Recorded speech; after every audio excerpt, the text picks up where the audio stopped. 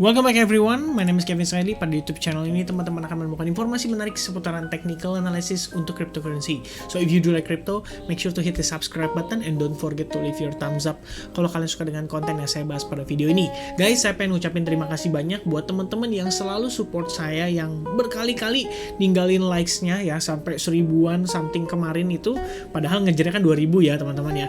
Nah jadi paling nanti kalau misalkan ya kita kan karena belum tercapai, dan saya sangat menghargai effort dari teman-teman semua, saya sangat ingin mengucapkan terima kasih banyak atas dukungan dari teman-teman.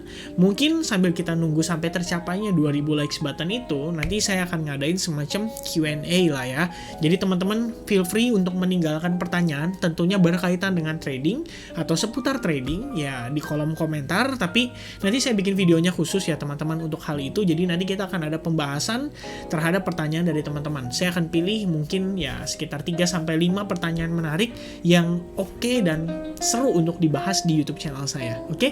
Nah, jadi langsung aja kita masuk ke dalam pembahasan si Bitcoin ya untuk update pergerakan hari ini. Dan teman-teman, sebelum saya pengen update seputar si Bitcoin, saya pengen sharing dulu. Jadi tadi di Telegram itu kita sempat bahas soal NIR ya. Karena kan NIR kemarin itu kita baru aja upload ya, sekitar ya kemarin malam ya, tanggal 19 September. Kita baru upload seputaran NIR ini atau NIR protokol, dan rupanya naik ya. Lumayan banget naiknya. Tadi sudah sampai berapa tuh? Kisaran sekitar 10,3 dolar ya. Nah, teman-teman sebenarnya gini, ini sekalian saya kasih update seputaran NIR ya. Barangkali teman-teman di sini ada yang banyak soalnya yang nanya kayak mau kemana nih arahnya dan lain sebagainya. Oke, langsung aja saya kasih update dulu ya untuk seputaran NIR. Jadi gini teman-teman, kalau NIR itu kan dari time frame daily kelihatan banget dobot ya atau double bottom. Dan sebetulnya sih kalau misalnya bisa break di atas ini aja, closing di atas area ini aja, itu udah bagus banget ya. Bisa ngebawa NIR itu penguatan bahkan sampai new all time high. Nah sebetulnya sih itu yang kita ekspektasikan.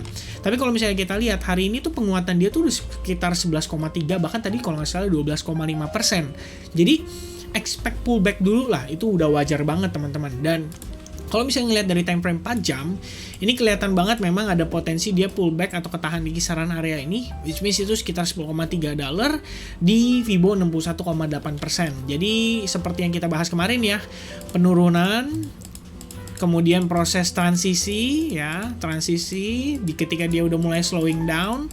Nah, sebenarnya di sini tuh udah menarik banget teman-teman ketika dia membentuk semacam ini ya. Jadi setelah kemarin kita bahas tuh marketnya sempat drop sampai 8,7 dolar tadi pagi. Ya, basically di situ sebenarnya entry point yang menarik kalau misalkan teman-teman juga tipikal yang lebih suka sama trend pullback ya. Di sini kalian lihat nih sebenarnya pullbacknya pas banget Fibo 50% ya. Jadi kayak semacam dia going up and then retrace 50 sampai 61,8%. Ya sebenarnya kalau misalkan mau entry di sini ideal untuk entry, tapi mungkin dijaga risknya setengah dulu, kayak misalkan 1% dulu, atau ya tergantung ya teman-teman trading risknya berapa gitu kan. Nah, setelah breakout baru entry lagi ibaratnya, karena kita mendapatkan konfirmasi nih bahwa si double bottomnya ini tuh sudah benar-benar breakout gitu. Kalian lihat dari time frame 4 jam tuh clear banget tuh udah breakout ya. Dan ya sebenarnya kalau misalkan saat ini saya pribadi atau saya personal itu udah ada taking profit, sebagian dari transaksi saya gainnya itu udah lumayan banget ya, dari sini ke sini sekitar kurang lebih 17,7%. Dengan leverage itu berarti juga menjadi lebih oke lagi gitu ya. Nah buat teman-teman yang trading, make sure kalian selalu perhatikan dengan resikonya ya. Ini kebetulan saya beruntung aja, saya bahas naik gitu. Kayak Coti kemarin juga saya bahas naik, terus sekarang NIR protokol kita bahas penguatan gitu ya. Mungkin beruntung ya teman-teman, balik lagi mungkin ini rezeki dari yang di atas. Jadi jangan lupa untuk bersyukur juga. Oke? Nah itu paling untuk si NIR, singkat aja. Saya pengen lanjut ke pembahasan si Bitcoin ini yang lebih penting ya, karena kita ngeliat Bitcoin hari ini tuh seru ya, seru banget. Dia opennya agak di atas, habis itu dia drop ya. Hari ini kayak menjelang closing tuh dia drop. Nah kalau misalnya lihat dari time frame daily, sebenarnya saya pengen remind lagi teman-teman, seperti yang selalu saya sampaikan ya. Oke lah, kita ngeliat di sini ada confident ya kita, karena kita sukses close di atas exponential moving average 21, dan itu sudah hari keempat, termasuk dengan ya kalau hari ini sih hari kelima gitu ya kita close di atas area itu. Nah kalau misalkan teman-teman perhatikan juga, kita juga sebelumnya udah sempat bahas ya soal golden cross yang terjadi. Jadi sebenarnya di luar dari indikasi-indikasi positif ini, tetap kita harus berantisipasi teman-teman, atau mengantisipasi kemungkinan wave B itu lebih cepat selesai ya. Kayak misalkan contoh ini wave B-nya, berarti ya mungkin aja kita bisa masuk ke wave C atau major wave C itu lebih cepat dari perkiraan kita gitu ya. Jadi kalau saya personally, beberapa transaksi yang saya lakukan saat ini saya lebih condong ke arah scalping. Jadi bukan ngejar home run atau jackpot ya. Profit sampai target, oke, taking profit gitu 75%. Habis itu sisanya baru kita ya sisain posisi untuk biarkan dia profitnya berjalan terus gitu ya. Mana tahu target kita bisa tercapai gitu kan. Ada aja token-token yang ngeboomnya tuh mendadak gitu ya, di luar prediksi kita atau di luar antisipasi kita.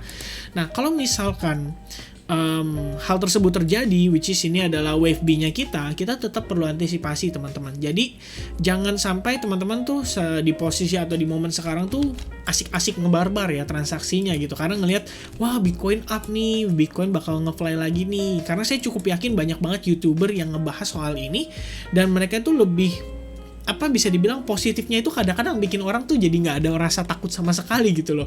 Dan hal itu justru yang menurut saya sedikit berbahaya, bisa menyebabkan kita tuh istilahnya lose balance, akhirnya kalian nggak fokus, nggak memperhatikan risk, akhirnya nyangkut gitu ya. Nah itu udah kayak jilid berikutnya lah, kurang lebih begitu. Jadi kalau misalnya lihat dari time frame daily, sebetulnya kita memang sudah close di atas exponential moving average 21 selama 4 hari berturut-turut. Tapi kalau misalnya kita closingnya hari ini seperti ini bakal ngeri-ngeri sedap ya. Karena kita jadi kayak semacam range di kisaran area ini ya, which is sebenarnya sih dia create base, tapi kalau misalnya kalian lihat dari time frame 4 jamnya, itu tadi ya pagi kebetulan ada salah satu member di Advance Group ya memberikan view-nya, dan view-nya seperti ini kurang lebih. Itu sempat kita bahas dan saya tadi sempat sharing juga di Telegram ya. Jadi intinya gini teman-teman, ini adalah view secara general Bitcoin, dimana kita punya punya keyakinan memang masih bergerak dalam bull trend gitu ya.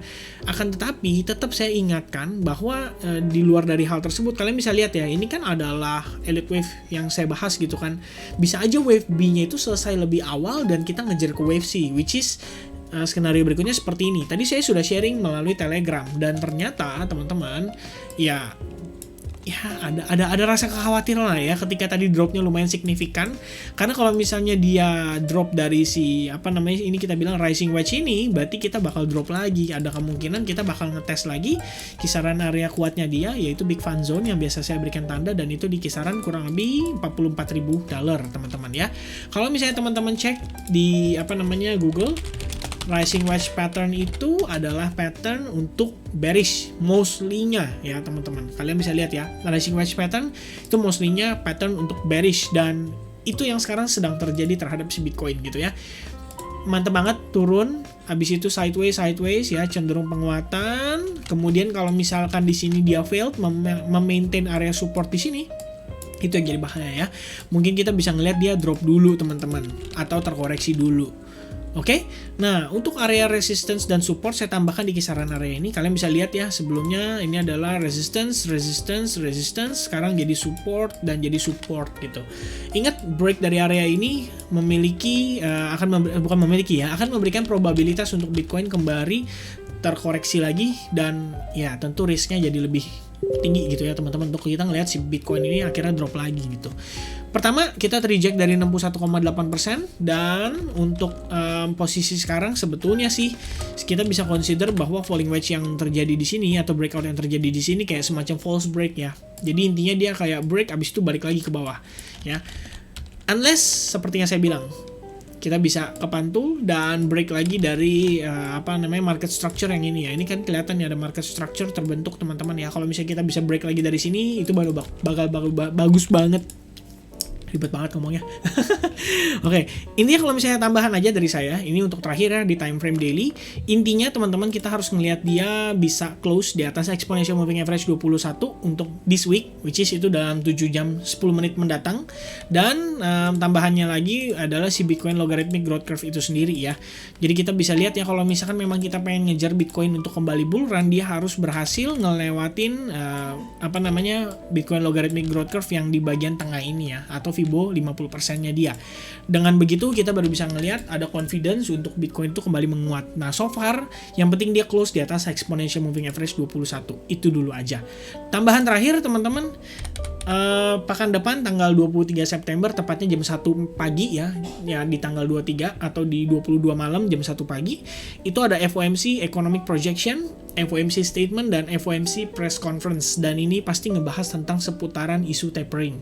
Jadi untuk pekan depan ini bukan saran sih sebenarnya, tapi kalau saya personally kayak one to one kita ketemu nih, mungkin saya akan bilang gini, bro, mendingan minggu depan agak hati-hati dulu. Soalnya tanggal 23 itu kita bakal ngelihat pergerakan cukup fluktuatif ya. Karena ada FOMC press conference ini, itu yang perlu kita antisipasi terhadap pergerakan dari seluruh kripto ataupun mata uang ataupun komoditas. Oke, paling itu aja teman-teman. Thank you very much buat teman-teman yang udah nonton video ini sampai selesai gitu ya. Kalau misalnya kalian nonton sampai selesai, karena biasa ini di atas 10 menit, saya pengen teman-teman tinggalkan angka berapa ya, biar menarik ya. Tapi ya kalau nyontek di komen juga bisa gitu sih. Ya tulis aja lah 5% ya teman-teman. Kalian yang berhasil nonton sampai selesai, kalian adalah golongan 5%, which means saya harapkan, saya doakan semoga teman-teman semua di sini yang punya habit nonton sampai selesai itu memang punya kemauan untuk menjadi lebih baik di dalam tradingnya atau di dalam trading journey-nya teman-teman ya. Saya doakan semoga sukses, semoga lancar. Apalagi ya, happy Sunday. Dan sampai ketemu lagi di next update atau next video ya. Dan hari ini juga mungkin nanti akan saya upload untuk si ini ya, study time ya teman-teman ya, ngebahas tentang karakteristik dari trading, tapi baru pengenalan. Jadi teman-teman nanti mudah-mudahan ya, mendapatkan suatu insight lah ya dari pembahasan itu. Oke, once again thank you very much and I'll see you guys again in the next update. God bless everyone. Cheers.